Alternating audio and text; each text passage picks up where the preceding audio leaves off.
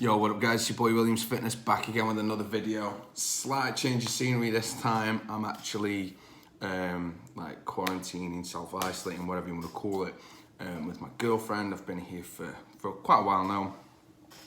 But let's just jump into it. Obviously Generation Iron are doing what Generation Iron do best and just putting enough bullshit out there for you to all buy into and clickbait the fuck out of everybody, tarnish somebody's name as usual. It's sort of become a theme for Generation Iron over the past 6 to 8 months to just burn people on their YouTube channels rather than build the industry and create something, which I thought was what they were actually trying to do with the, you know, the sort of documentaries style they were doing. As shit as they were, you know, there was an element of effort there. But one thing I really do want to touch on is Lee Priest. Now, I don't know Lee Priest personally. You know, I've not had Lee on the channel, but as we know, he's a die-hard member of RX Muscle. So with regards to that, long story short, Generation Iron put a video out there interviewing Lee Priest's mum. Now, we all know Lee Priest's mother used to be a bodybuilder back in the day. And in this sort of snippet, and this is what they do best, they did this on Mac Truck, they've done this on pretty much anybody they've interviewed. They will interview them for an hour, 2 hours. I'm sorry, that is fake tan of my girlfriend where I slept next to her last night. Sorry, I had to put that out there. I'm not like dirty. So, yeah, long story short. So, what they'll do is they'll interview somebody for over an hour, 2 hours. I'm pretty sure with Mac Truck they were there for quite a long period of time. And they will take that tiny little segment that's the juicy content. That's what they went for. They don't care about anything else. They don't care how people grow up. They don't care what you're into now. They don't care about your business interests, your family interests, which is what I care about. I'm more personal with my interviews. I like to know, you know, the raw stuff. You know, that's the stuff that matters to me and my channel. You know, other people want to know about how they train, how they prep, that sort of thing. That's not the direction I took mine in. So, with regards to that, in retrospect to that, obviously having Lee Priest's mum on, and getting that juicy bit of content, basically saying, you know, she put out there that obviously Lee Priest's dad is gay, which holds no weight in an interview. It means nothing. That is not clickbait in itself. But what they did was then flip that, because Lee is opinionated, and he will say this himself, he's very, very opinionated. I am too, you know, it's part of my job to have an opinion. Same for Lee, that's the direction his brand is now. And him as a character, him as a person, as an individual, people ask him questions, he's honest, open, and, you know, maybe in his head, truthful. So they've flipped that story, saying, oh, you know, Lee Priest's mum, calling Lee Priest's dad gay, flipped it on its head and said, oh, that's why he's become this internet bully. And this is what his mum said. Now, clearly there's some issue between Lee and his mum, for his mum to put this sort of information out there. She was trying to hold back on other stories, which kind of makes sense because obviously, you know, your mum's going to know a lot of personal shit about you. It was just frustrating because when I was doing the research on this video, because a few people sent me the links on Instagram, so thanks to, you know, a shout out to you guys, especially Pumping Iron USMC, who sent me a lot of stuff over the last few weeks. I've just not been in a position to create any content. I'm going to do a live video. I've got a lot of shit to talk about. We all know this. So yes, back to the Lee Priest thing. So as I was doing the research for this video, obviously I don't just jump on, go live and start chatting shit. I watched the RX Muscle interview, so I got a bit of background on Lee's side of it. I watched the Generation Iron interview, which I hate doing. Like, I hate giving him a view. I always give him a dislike, though. So, you know, there's swings and roundabouts on that one. So, did the research. But then when I went on Generation Iron's YouTube page, there was Bob Ciccarello. Now, I haven't really got an issue with Bob. You know, he's a good commentator, or whatever you want to call it.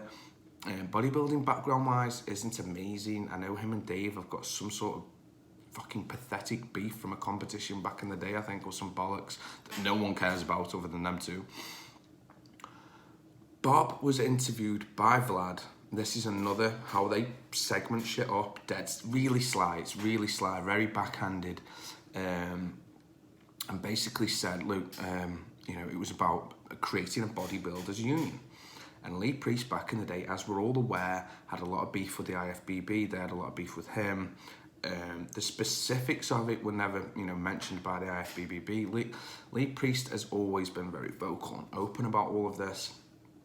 And he has done for years. So Bob sort of put him on blast saying, I was trying to create this bodybuilders union and it wasn't about pitchforks and, going against the IFBB. Then flips the script and said, I invited Lee thinking he'd want to join so we can go against and fight against the IFBB. And I'm like, well, you've just said the complete opposite to that. So he was so contradictory in his interview. It was clearly for clout, because he then goes on to say to Vlad, and I'll get to Vlad in a minute, because you ain't slipping by, brother.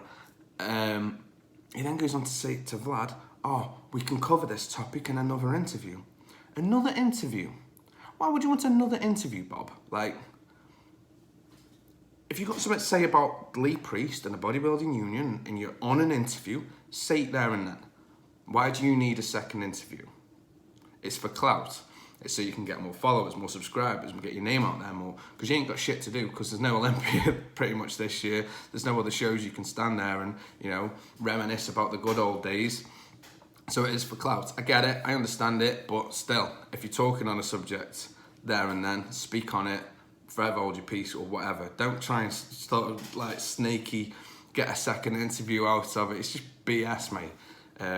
The comments were hilarious. The comments always, like, if you're bored and you've watched me, you've watched Nick Strength and Power, RX Muscle, Desktop Bodybuilding. I don't want to shout out Desktop as well. You got to go hit Xavier up. He's a cool dude. And you want to, we've all got time to kill. You don't have to watch the Generation Iron videos. Just mute them, pause them. Just scroll through any comments on any video. They're absolutely hilarious. Like, they just get absolutely annihilated and rinsed in the comment section. They're so funny. Dislikes always massively outweigh the likes. They're just not respected. And on the topic of not being respected, Vlad, you're creating movies, you're creating documentaries. This is just to you, Vlad. You create movies, you create documentaries, you rip people off, you don't pay people. Then you started to do interviews. Exactly the same time I started to do interviews with bodybuilders. Coincidence? No. But then you started, obviously we're all quarantined, so now you're doing like Skype interviews. I get it, totally understand it. Why the fuck are you wearing Apple headphones to interview people? Like, where's the professionalism with that? And in the background, you've got a fucking iMac. Like, what computer have you got in front of you? Fucking Windows 3.0, like, what the fuck, bro? Stupid ass. So, my opinion on it. Bob Ciccarello, dick. Straight up. There's no need. Like, if someone had me on a channel to interview me about another bodybuilder, unless it was factual, and that was another problem I had with Bob, he was claiming that what he was saying was fact and what Lee was saying was opinion, and it was like, no, you are giving your opinion in an interview. You weren't actually demonstrating a fact. There's a difference between having an opinion, having a fact, and putting the two together and putting it out there. It held no weight. It was a clickbait. It was all clickbait. It was shitty. It was sly. Generation Iron, yet again, are just shitting on Lee Priest. And there is a reason behind it, because Lee put them out on blast for the shitty documentary they make. And their documentaries are shit. They're trash, absolute trash. Would I recommend watching any of them? Maybe Generation Iron 1.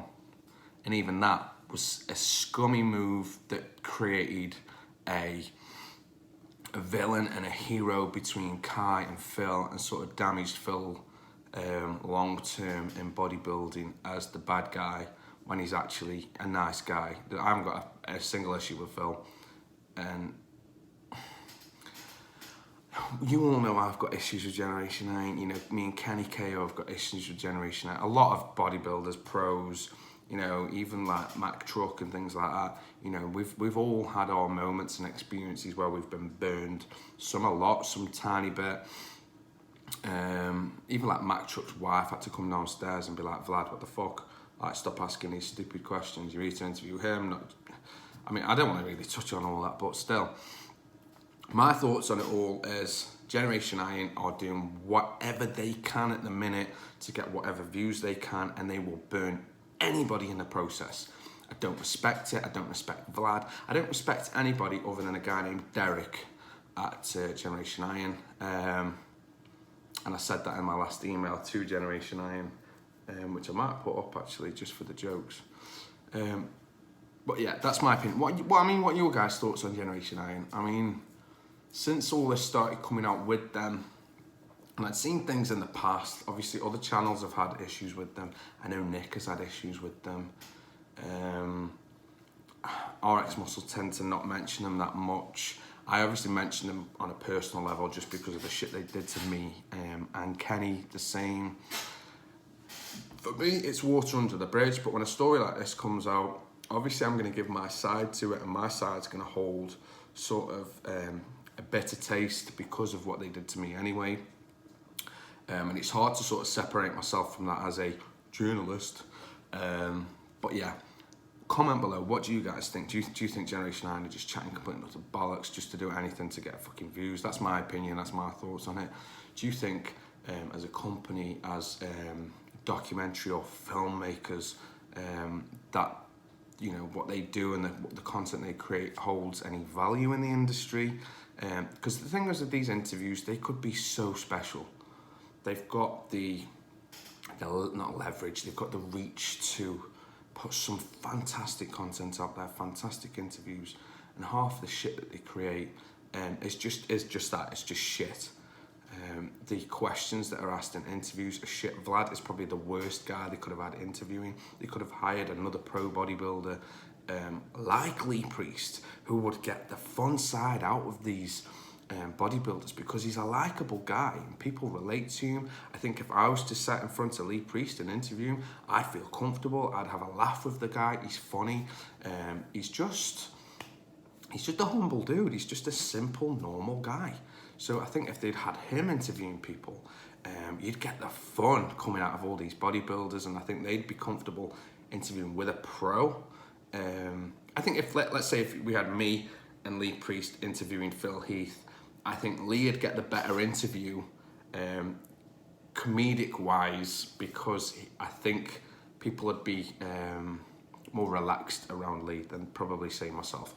So on that note, guys, I'm going to leave it there. Comment below. I've got more videos coming over the next few days. I am going to go live. I do think we need to have a conversation at some point about a previous video. So I'm not trying to act like nothing's happened. I do need to have a conversation with you. So on that note, guys, I'm going to leave it there. I've been me, you've been you. Peace.